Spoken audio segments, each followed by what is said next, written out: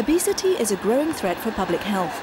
By 2010, type 2 diabetes, common among obese people, will affect more than 33 million adults in Europe.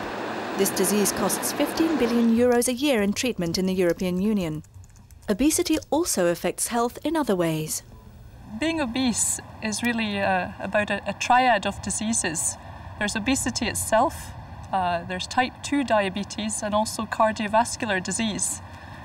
So between this triad of diseases, you're likely to decrease your life expectancy by as much as 12 years. Project Diabesity, funded by the European Union, brings together researchers and doctors from 10 European countries. It's a very important project, as scientists still do not completely understand how obesity works. So the overall aim of the Diabesity project was to identify and validate new targets for obesity. By that we mean processes in the body which are directly linked to obesity and to type 2 diabetes especially. Göteborg's researchers are trying to identify which genes favour the development of obesity and which parts of the brain are responsible for weight gain. To eat is actually a pleasurable experience. We all enjoy eating. It's important for our survival as a species that we find different foods and a variety of foods interesting and pleasurable. Therefore, it's not so surprising to find that parts of the brain that are involved in pleasure, in searching for pleasure and receiving pleasure, that those parts of the brain are also involved in appetite control. In London, a team of doctors are working on potential new treatments.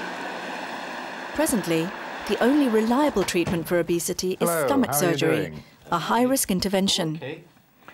For Mohammed, who used to be obese, the operation was the promise of a new life.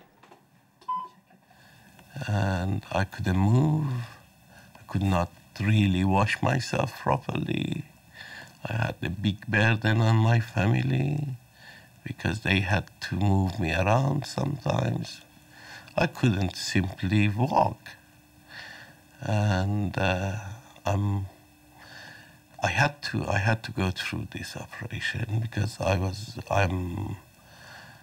wanted to have my active life back. As a physician, I'm very frustrated in the obesity clinic because there are no medications that work. It's a serious disease causing early death, and there's nothing we can do other than this dangerous bypass procedure with a 3% death rate. Our discovery that it worked by releasing satiety hormones and that these suppressed appetite dramatically has been very exciting. These appetite-reducing hormones, produced in the intestines of patients who are operated on in large quantities, are the key to a potential treatment. Steve Bloom's team has managed to modify them to achieve sustainable treatment results. Over the next few years, this discovery could give rise to the first low-risk and effective treatment for obesity.